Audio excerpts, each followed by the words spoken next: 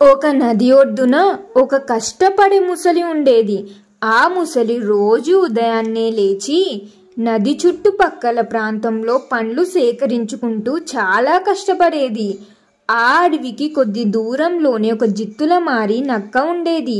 ఆ నక్క చాలా సోమరిపోతూ ఏమాత్రం కష్టపడకుండా సులువుగా దొంగతనంగా ఆహారం సంపాదించుకోవాలనుకునేది. ఒకరోజు కష్టపడే ముసలి సేకరించిన పండ్లను ఇంటికి మోసుకుపోతుండగా జిత్తుల మారి నక్క చూసి తన మనసులో ఇలా అనుకుంది, ఈరోజు నాకు మంచి ఆహారమే దొరికేటట్టు ఉంది.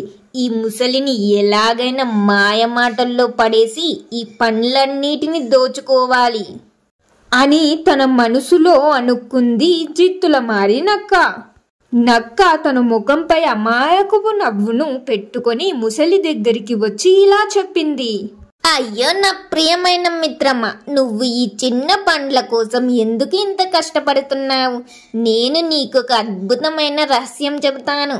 నా దగ్గర ఈ ప్రపంచంలోనే చాలా విలువైన బంగారు విత్తనం ఉంది. ఇవి నువ్వు నాటావనుకో, నీకు రోజు చాలా పండ్లు లభిస్తాయి ఈ చెట్టు నుండి అని చెబుతూ ముసలికి ఒక చిన్న మెరిసే రాయిని చూపించింది.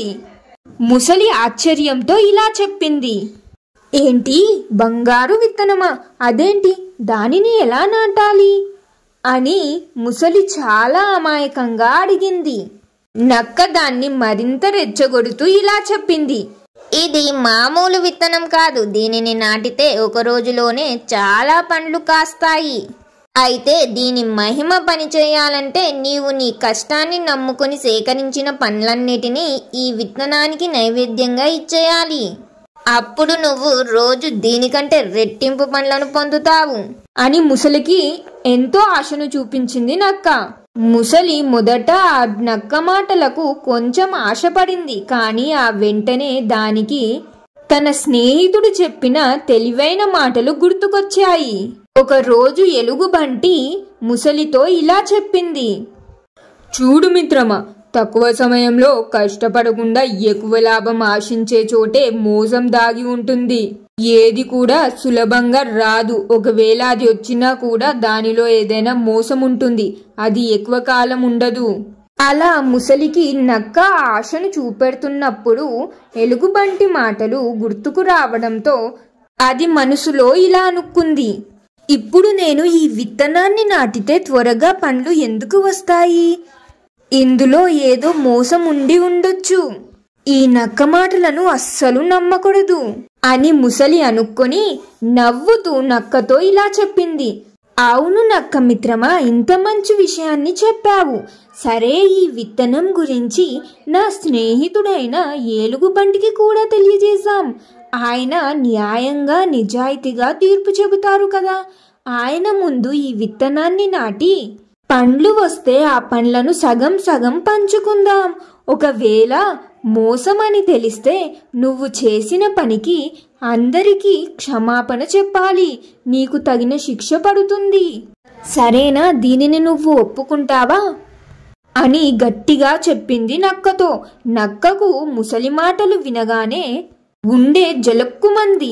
ఏలుగుబంటి ముందు తన మోసం ఒక నిమిషంలో బయటపడుతుందని దానికి తెలుసు. ఎందుకంటే ఏలుగుబంటి చాలా తెలివైనది. అందుకే నక్క కంగారు పడుతూ ఇలా చెప్పింది ముసలితో, అయ్యో, నాకు ఇప్పుడే అర్జెంటుగా వేరే ముఖ్యమైన పని గుర్తొచ్చింది. ఈ విత్తనం గురించి తర్వాత మాట్లాడుకుందాం అని భయపడి అక్కడి నుండి పారిపోబోయింది. ఏలుగుబంటి పక్కనే ఒక చెట్టు దగ్గర నిలబడి వీళ్ళ మాటలు అంతా వింటుంది. నక్క పారిపోబోతుంటే తెలివైన ఏలుగుబంటి బయటికి వచ్చింది. అది పారిపోబోతున్న నక్కను ఆపి ఇలా చెప్పింది, ఏంటి నక్క, దేని గురించి అంత తొందర? నువ్వు ముసలికి ఇచ్చిన అద్భుతమైన బంగారు విత్తనం మహిమ చూద్దాం పదా అని గట్టిగా అడిగింది. నక్క భయంతో తలదించుకుంది. తన మోసం బయటపడింది. అది ముసలితో ఏలుగుబంటితో ఇలా చెప్పింది, నన్ను క్షమించండి మిత్రమా, నేను ముసలి చేతిలో ఉన్న పండ్లను దొంగలించాలనుకున్నాను. అందుకే ఇలా విత్తనం అని అబద్ధమాడాను. నన్ను క్షమించండి అని నిజాన్ని చెప్పేసుకుని వాళ్లను క్షమాపణ అడిగింది. అప్పుడు ఏలుగుబంటి నక్కతో ఇలా చెప్పింది. చూడు మిత్రమా, నువ్వు చేసింది ఈరోజు చాలా పెద్ద తప్పు. అయినా కూడా నిన్ను క్షమించి ఒక విషయం చెబుతున్నాను. దీనిని జాగ్రత్తగా ఎప్పుడూ గుర్తుంచుకో. ఈ బద్ధకం అత్యాశను వదిలిపెట్టు. కష్టపడితేనే మంచి ఫలితం వస్తుంది.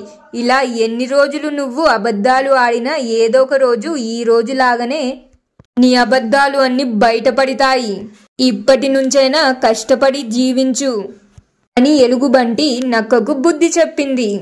అప్పటి నుండి నక్క తన అత్యాశను వదిలి తన తప్పు తాను తెలుసుకొని కష్టపడి జీవించడం మొదలుపెట్టింది. మరియు ముసలి కూడా తన మిత్రుడైన ఎలుగుబంటి చెప్పిన మాటలను మర్చిపోకుండా ఎప్పుడు తన కష్టాన్నే నమ్ముకొని సంతోషంగా జీవించింది. Moral of the story. ఈ కథ ద్వారా నేను మీకు తెలపాలనుకున్న నీతి ఏమిటంటే, బద్ధకం మరియు అత్యాశ వదిలి కష్టపడితేనే మంచి ఫలితం దక్కుతుంది. కష్టం లేకుండా సులభమైన మార్గం ద్వారా ఏదైనా వస్తుందంటే దాని వెనుక ఏదైనా మోసం ఉంటుంది. కావున సులువైన మార్గాల కంటే కూడా కష్టపడి మార్గాలనే ఎక్కువగా ఎంచుకోవాలి. మరి ఈ కథ విన్న తర్వాత మీ అభిప్రాయం ఏమిటి, మరి మీరేమంటారు అనేది కామెంట్స్ లో తెలియజేయండి. మరియు కథ నచ్చితే తప్పకుండా లైక్ చేయండి. మీ ఫ్యామిలీ అండ్ ఫ్రెండ్స్ తోటి కూడా షేర్ చేయండి. ఇంకెన్నో మంచి కథల కోసం ఇప్పుడే మన ఛానల్ ని సబ్స్క్రైబ్ చేయండి. ఇంకొక మంచి కథతో మళ్ళీ కలుద్దాం. ధన్యవాదాలు.